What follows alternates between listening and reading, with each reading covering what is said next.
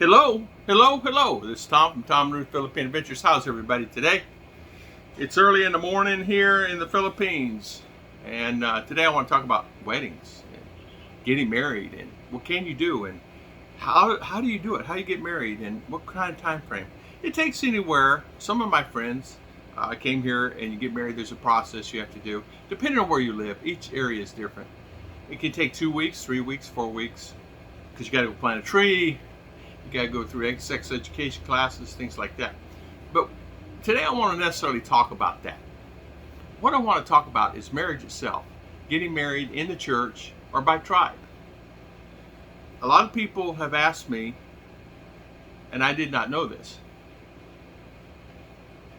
Some people get married by church, and then things don't work out, and then they separate, right? As time goes on, you have problems in relationships, something happens. We've all had that happen where things didn't work out. So what they would do is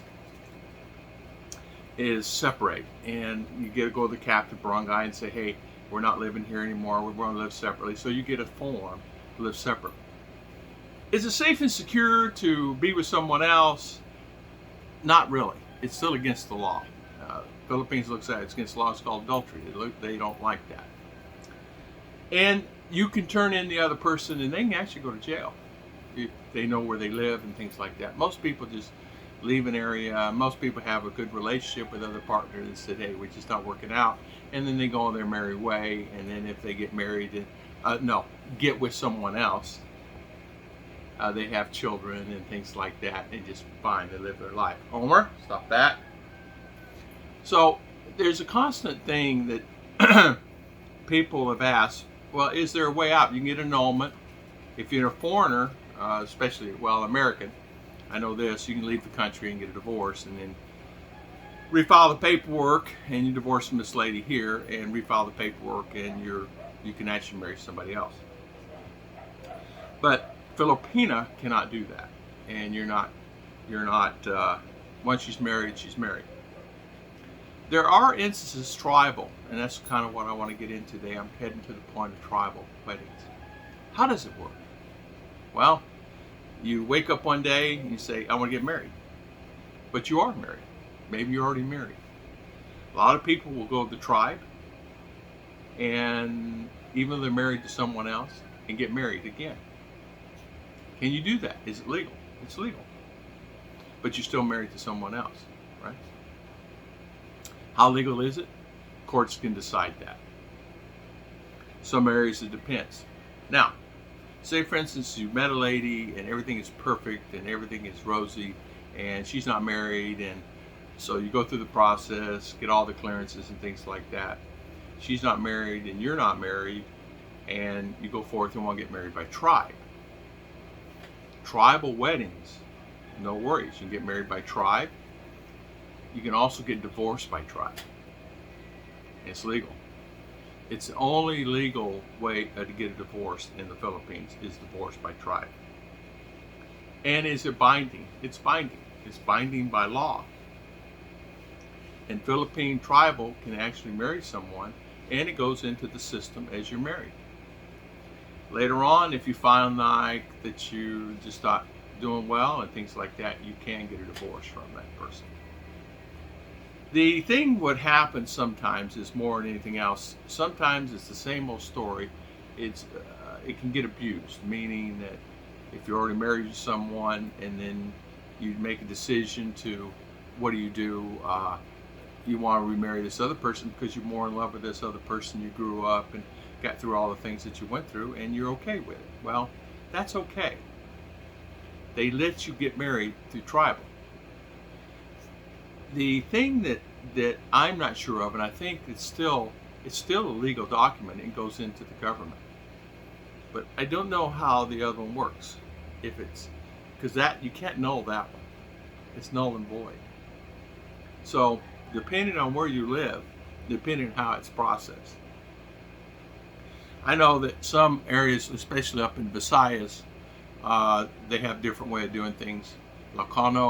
Ilocano, I think I pronounced that right. Here in Mindinao, they have different way of doing things. Each tribe is different. In Bohol, they have a tribe there, it's different. than what the tribe is here. But I do know this for a fact, that you can get married by tribe and you can get divorced by tribe. And you can get married if you're married to someone else by sight. You can't, in other words, tribe, you can't marry. But if it's tribe, if it's a pastor or preacher or father or whatever marriage, you get married by tribe. Whether that works out with the documentation, I'm not sure how that works out and how they get around that, if there's a way to get around it. But I do know of a couple people that have done that. And so, actually more than a couple, I know quite a few. I do know of 3 Americans that's arrived here recently, and in the last 3-4 months, that asked my advice, and I met with a couple of them. They don't want to be on cameras and tell their stories in their life like a lot of people, say, I want to tell my story. These guys don't want to tell their story. They want to tell that they went and paid for a lady for 2 cows, and this guy paid 4 cows, 3 goats, and 20,000 peso for this Filipina. And that's it. No more, ransom. So that's it. They have contract. The thing that they did, they got married by tribe, and that's what they decided to do, get married by tribe, and it was easier for them. There's the 3 guys, they get married by tribe, and it's okay. Then when they get back to the States, they're filing for visas to bring the ladies back to the States, and all speak English well. And as you know, just because you're tribe does not mean you can't speak English. In fact, they're taught in tribal in a lot of cases.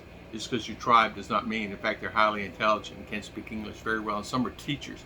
Most of the tribal girls find their way into teaching and things like that, because that field is so open and they need teachers so badly, and so many children. As you know, there's so many children in general.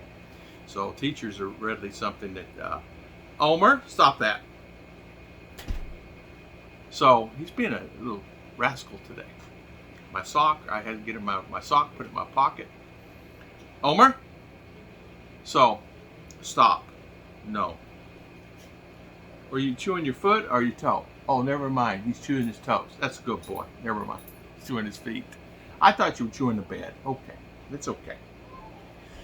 So, sorry about that. I think a lot of times what happens is people get confused about tribal.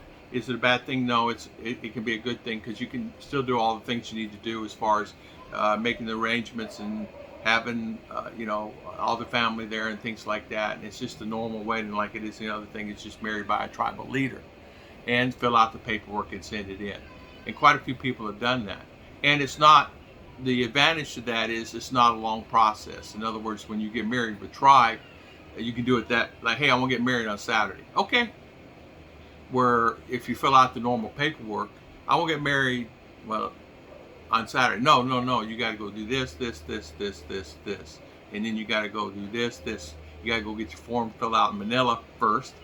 And you got to do this letter consideration. You got to do this. So, letter capacity, I'm sorry. So, what they do is they get married, and then that's it. And then you turn your paperwork in to there. But the paperwork's never turned in. You're not married, right? So the guys that did get married, they're happy, they're contented. One left and is going back to Colombia. Is bringing his wife to Colombia. The other 2 filing for visas. They're here presently for a few months, and then they're going back to the States to work, and they're going to file to bring the ladies to the States, and then they can live. And both these guys are probably in their mid 60s that married these Filipinas.